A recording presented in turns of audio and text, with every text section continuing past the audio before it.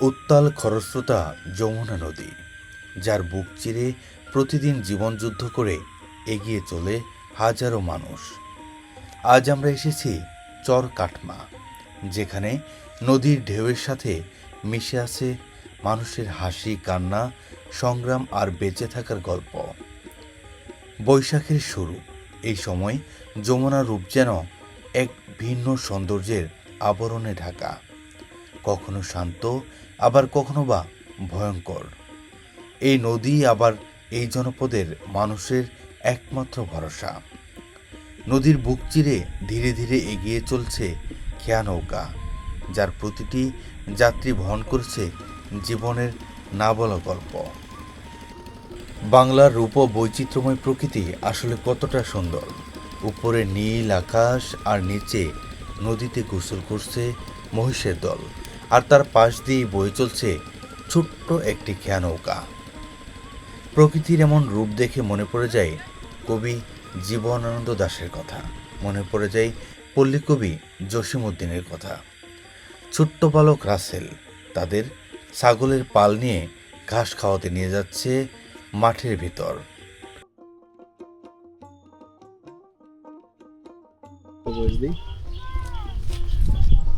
আমরা প্রবেশ করছি চরের খুব সাদামাটা এক গৃহস্থ বাড়ির ভেতরে। পাশাপাশি ঠিক মুখোমুখি কয়েকটা ঘর, এপাশে একটা, তার ঠিক পাশটাতে আরেকটা, সামনে আরেকটা, তিনটি ঘরের অবয় একদম একই রকম। দেখুন, সোলার তৈরি বেড়া, উপরে লাউয়ের মাচা। বাড়ির এক পাশটাতে সারিবদ্ধভাবে কলা গাছ, আর ঠিক সামনের যে ঘরটি সেটির চিত্র অনেকটা একই রকম। ঠিক চারপাশে সোলার বেড়া, উপরে লাউয়ের মাচা, আর এক পাশে ছোট্ট একটি রান্নাঘর। এপাশে রয়েছে আরও একটি ঘর। এই চর কাটমাতে প্রায় প্রতিটি বাড়ির চিত্র একই রকম। ঘরের উপর লাউয়ের মাচা, লাউ গাছে ফুল আসতে শুরু করেছে। হলুদ ফুল বাড়ির সৌন্দর্য বৃদ্ধি করেছে আরও বহুগুণে। সনের তৈরির বাড়িঘরের ওপরে রয়েছে সবজির মাচা। এই চিত্রটি চরের প্রায় প্রতিটি বাড়ির। ঠিক এমনই এক দুর্গম চরে এসেছি, যে চরে আতঙ্ক বিরাজ করছে নদী ভাঙনের। আর কয়েকদিন পর বর্ষা, ইতিমধ্যে নদীতে পানি বাড়তে শুরু করেছে। চরের মানুষের আতঙ্ক সৃষ্টি হয়েছে সেই সময় থেকেই। এই বর্ষায় এই বাড়িঘরগুলো টিকবে কিনা আসলে কেউ জানে না। চরের এই মানুষেরা আতঙ্কে দিন পার করছে। আপনার এই ভুট্টাটাই বেশি হয়, ভুট্টা। আচ্ছা, তারপরে পাশাপাশি আপনার ধান। ভুট্টা, ধানটা সবচেয়ে বেশি হয়। হ্যাঁ। এই পর্যন্ত কি নদী ভাঙনের শিকার হয়েছিলেন? হ্যাঁ। আপনি মানে আপনার কোন বয়স থেকে আপনি যে ঘোড়া গাড়ি পাওয়া শুরু করছেন? এই ছোটকাল থেকে। ছোট সময় থেকেই। আচ্ছা, আসলে এই জনপদের মানুষরা কতটা প্রতিকূলতার মধ্য দিয়ে জীবনকে চালিয়ে নেয় সেটা আপনারা দেখলেই বুঝতে পারবেন। মানে শীতের সময় মনে হয় ভুট্টাটা সবচেয়ে বেশি চাষ হয় আপনাদের এখানে, নাকি? হ্যাঁ। মানে এই সিজনটাই মনে করেন যে ভুট্টার আবারটা একটু বেশি।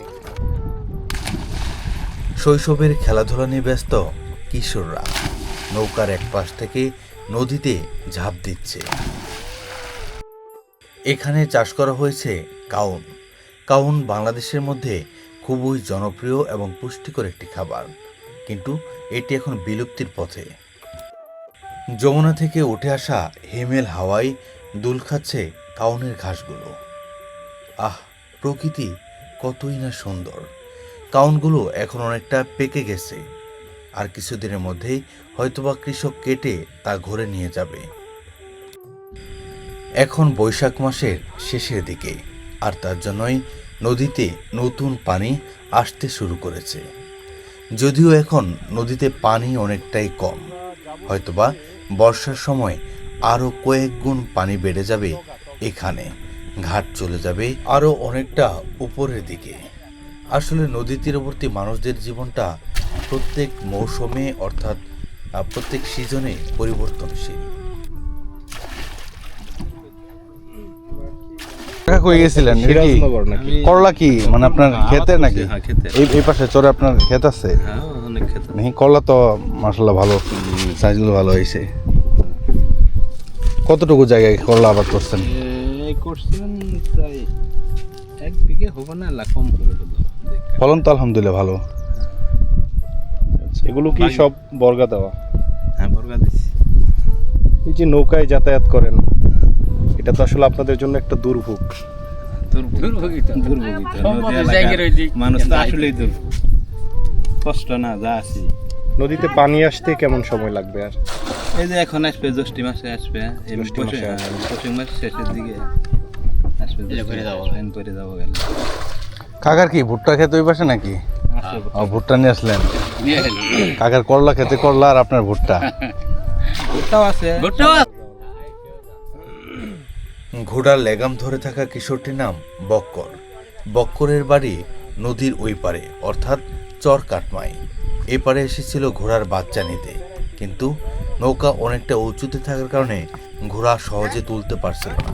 কিন্তু যে করেই হোক ঘোড়াকে নৌকায় তুলতে হবে, আর তার জন্যই অনেকটা পরিশ্রম করার পর তারা ঘোড়াটি নৌকায় তুলতে পারে।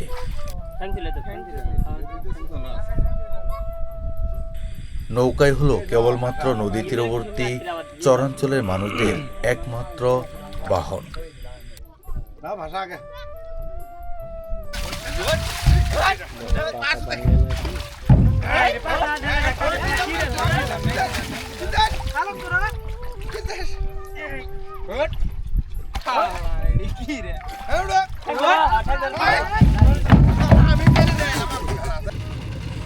এপারের খেয়াঘাট থেকে সময় মতো আমাদের খেয়ানৌকা ছেড়ে দিল চর কাটমা যাওয়ার উদ্দেশ্যে। গর্জন তুলে বয়ে চলা যমুনা নদী এখন অনেকটাই শান্ত, অস্থির, অদম্য, কখনো শান্ত আবার কখনো বা ভয়াল রূপে দেখা যায় এই যমুনা নদীকে। এই নদীর বুকেই জেগে উঠেছে ছোট্ট এক দ্বীপ চর, চর কাটমা, যেখানে প্রতিটি সকাল শুরু হয় সংগ্রামের গল্প নিয়ে, আর প্রতিটি সন্ধ্যা ডুবে যায় অজানা অনিশ্চয়তায়। বৈশাখের শুরুতে হালকা রোদ আর নদীর শীতল বাতাসে যমুনা যেন আজও শুনিয়ে যায় হাজারো মানুষের না বলা কষ্টের গল্প। নদীর বুকে ধীরে ধীরে ভেসে ভেসে চলছে খেয়ানৌকা। ওপারে যাওয়ার সাধারণ মানুষগুলোর চোখে লুকিয়ে আছে জীবনের হাজারো স্বপ্ন আর সীমাহীন ক্লান্তি। এই জনপদের ছোট ছোট ঘরগুলো শন কিংবা কাষ্যা দ্বারা নির্মিত, অনেকে আবার বাঁশ কিংবা পলিথিন দিয়েও নির্মাণ করে থাকে। দেখতে সাধারণ হলেও এই ঘরগুলোর ভিতরে লুকিয়ে আছে এক একটি পরিবারের হাসি, কান্না আর বেঁচে থাকার লড়াই। নদী পাড়ের প্রথম বাড়ি। ঠিক নৌকা থেকে নামার পর যখন একটু সামনে এগোলাম, তখন চোখের সামনে ভেসে উঠল এমন সুন্দর একটি বাড়ির চিত্র।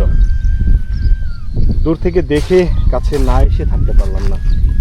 কত সুন্দর একটি বাড়ি, চারপাশে কলা গাছ, এক পাশে মরিচ শুকোতে দেওয়া, অন্য পাশে বিভিন্ন ধরনের খড়ি, আর ঠিক বাড়ির পাশ দিয়ে চলে গেছে এক গ্রামীণ মেঠোপথ। নদী থেকে উঠে আসা বাতাস কলা গাছে লেগে পাতাগুলো দোল খাচ্ছে।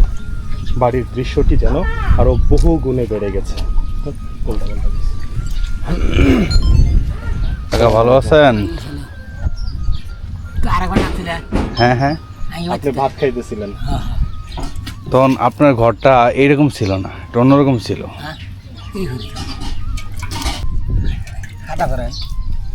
না কাকা, খাওয়া দাওয়া করে আসছি। খাওয়া দাওয়া মাদারগঞ্জে করে তারপরে এদিক দিয়ে আসলাম আর কি। এমনি কাকা ভালো আছেন? আবাদ মৌসুম কেমন উঠলো এবার?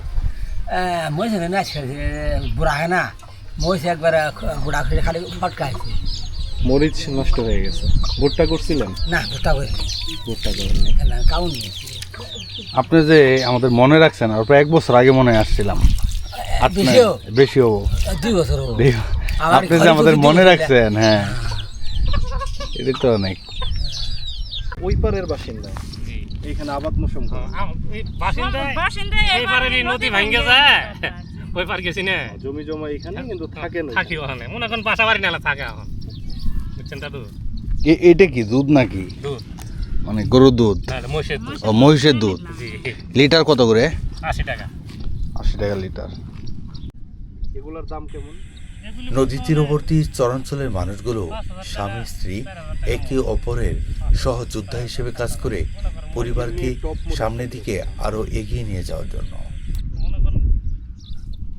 দাম কমে গেছে।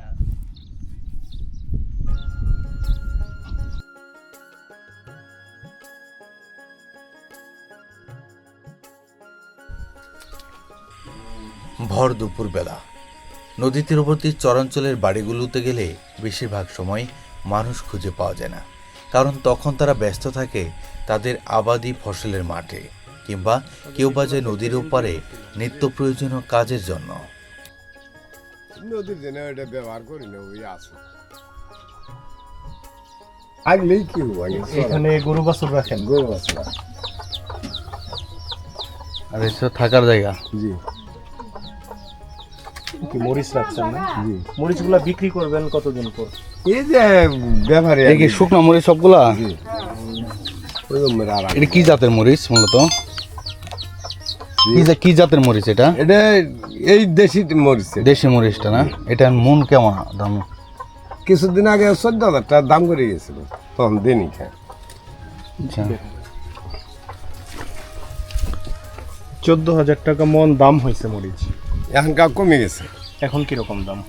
এখন 12, 13, 12.5। তার মানে চিন্তা করতেছেন একটু দাম বাড়লে বিক্রি বাড়লে। করবেন। জি কেমন আশাবাদী যে এত হইলে চাইরে দিব? 14-15। 14-15। 14-15-তে বিক্রি করলে কি লাভ হবে? লাভ মানে চালানোটা আসবে, চালানিটা আসবে। এর কম বিক্রি করলে কম বেশি গেলে লস হবে। লসে তো আর দেওয়া যাবে না। দেখা যাবে। কিরকম মরিচ পাইছেন? এই যে 2 বেড়া মানে ওই কইলাম না যে ওই তো বেড়ার মিলেই তো বাপ বেটার মিলে আর কি। জি 8-9 মন। আচ্ছা আচ্ছা, যাক, দোয়া করি আপনি ঠিক দামটা যেন পান।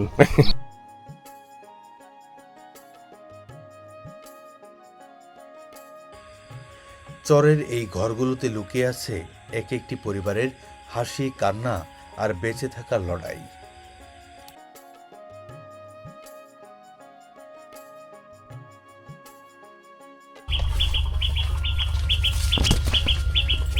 ভাইয়ের দিকে একদম বাড়ির গেটেই কলা ধরে আছে। জি এবার আবাদ মতন তো করছিলেন জি ভুট্টা। ভুট্টা কেমন হয়েছে এবার? মোটামুটি আপনি ভুট্টা আসে দেওয়া ভালোই। ভাইয়ের তো পরিবারে কয়জন আছে? আর না 4 জন। 4 জন। কৃষিকাজের বাইরে কি আর কিছু করা হয়? না ভাই এখন আবাদ মৌসুমের উপরে নিজের জমি জমাতেই করেন? না আদিবাগী ভাই, নিজের জায়গা জমি নেই। আদিবাগী নিয়ে করেন আর কি। নিজের জায়গা জমি নেই, ওইটা আর কয় না। তো এবার তো মৌসুম কি ভালো হয়েছে? মোটামুটি ভালো। শুনলাম যে অনেকের মরিচটা নষ্ট হয়ে গেছে। এবার মরিচ নাই, এবার মরিচ আমরা ওই যে বৃষ্টি না খাই গেছে। শুট হয়ে গেছে, হ্যাঁ। শুট মরিচ হয়ে গেছে। শুট মরিচ আপনি নাই কি কারো কারো খাই গেছিল, ওই লেগে ভুট্টা কাটছে। আচ্ছা, তাও বিঘেত ভুট্টা বেশি জুত না ভুট্টা। ভুট্টাও তো এবার ওই যে মাঝখানে একটা বাতাসে নষ্ট করে না একবার ওটা তো কয় যাওয়া না, এই ধান ভুট্টা ফেলা দেওয়া করে থুর আসে নাই, পুরো ভুট্টা ফেলা দিছে আর চুন নেই। তার মানে মৌসুমটা এবার খারাপই গেল। খারাপ খারাপ। ভাইয়ের তো একদম নদীর পারে বাড়ি, আমার বাড়ি নদীর পাড়ে। একদম যমুনা নদীর পাশে। গত বছরও ঘর বাড়ি ভাঙছে, গত কি মনে হয় এবার আসলে? ভাই ভাঙেন যেন আল্লাহ, যদি ভাঙে এটা করার কিছু আছে? ভয় কাজ করতেছে? জি একটু ভয় কাজ না, করতেছে? কোনো ভয় কি ভয় ভয় নেই নেই। আমার কোনো ভয়, আমি ভাই কোনো ভয় নেই। আল্লাহ জুল্লাহ আমার তো ভয় কোনো ভয়ের কোনো কারণ আছে? এটাই সব থেকে বড় সবর যে আল্লাহ রাখলে আসলে কেউ নিতে পারবে না, জি আর না। আল্লাহ নিলে কেউ রাখতে পারবে রাখতে না। পারে না। সেটাই। এখন যাওয়ার চেষ্টা করব তাদের রান্নাঘরে। আসলে কতটা সুন্দর আর কতটা সাদামাটা গ্রামীণ রান্নাঘর। এখানে লুকিয়ে রয়েছে গ্রাম বাংলার 80 কিংবা 90-এর দশকের চিত্রগুলো। এটি হচ্ছে রফিক ভাইয়ের বাড়ির পেছনের অংশ। বাড়ির পেছনে বেশিরভাগ কলা গাছের বাগান দেখা যাচ্ছে, তার উপরে হচ্ছে তাদের আবাদি ফসলের মাঠ।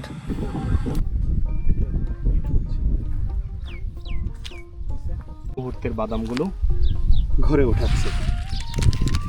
ক্ষেত থেকে তুলে আনা বাদাম ঠিক এভাবেই শুকোতে দিয়েছে পাশের জমিতে। নিচে দিয়েছে নেট, যেন নিচে থেকে ধুলাবালি বাদামগুলোতে না লাগে। যে বাদামগুলো আমি ধরে আছি এগুলো প্রায় শুকিয়ে গেছে, হয়তো আর 1 থেকে 2 রোদ পর বাদামগুলো বস্তায় করে রাখা হবে বিক্রির জন্য। কাকা তো তাহলে এই চরের বাসিন্দা? হ্যাঁ, এই চারের বাসিন্দা। একদম নদীর পারে বাড়ি, নদীর পারে বাড়ি। সামনে বর্ষাকাল। সোমবার বর্ষাকাল খুব সমস্যা, বাড়ি ঘোরা খুব সমস্যা। থাকবো কি না এটা কোনো নিশ্চিত নেই। গত বছরও শুনলাম আপনাদের গত বছরও বাড়ি ঘর ভেঙেছে, এই বছরও ভাঙনের খুব সম্ভাবনা বেশি। এই যে বারবার আপনারা নদী ভাঙনের শিকার, একটা জায়গায় নতুন বাড়ি করা তো একটা খরচের ব্যাপার। সয় সম্পত্তি নাই হিসেবে চরমতি থাকা না বোঝার নেই। নদী এলাকা মানুষ সবাই। এবার কি আবাদ মৌসুম করছে? হ্যাঁ, এই বছরও আবাদ মৌসুম হয়েছে। আর আল্লাহ যে কি করবো, নিজের দেবো কি না আল্লাহ ভালো জানে। নদীতে তো পানি বাড়তেছে। হ্যাঁ, নদী পানি বাড়তা। তার মানে সামনে বর্ষাকাল, সামনে আপনাদের বর্ষা খুব মনে ভয়ানক একটা বর্ষা আতঙ্ক আছে। হ্যাঁ, ভয়ানক বর্ষা হতো। পানি উঠলে নদী মরে যায় গেছে, বছর হয়।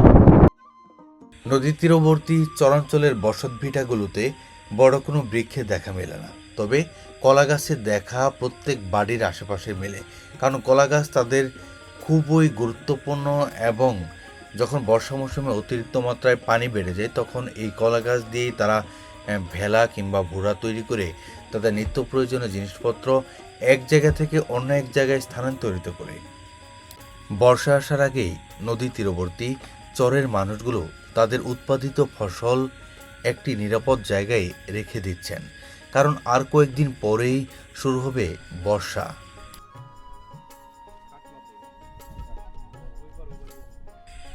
সকলকে অসংখ্য ধন্যবাদ পাশে থাকার জন্য। আবারও দেখা হবে নতুন কোনো প্রামাণ্যচিত্রে, নতুন কোনো জেলায়। এই পর্যন্ত ভালো থাকুন, সুস্থ থাকুন। আল্লাহ হাফেজ।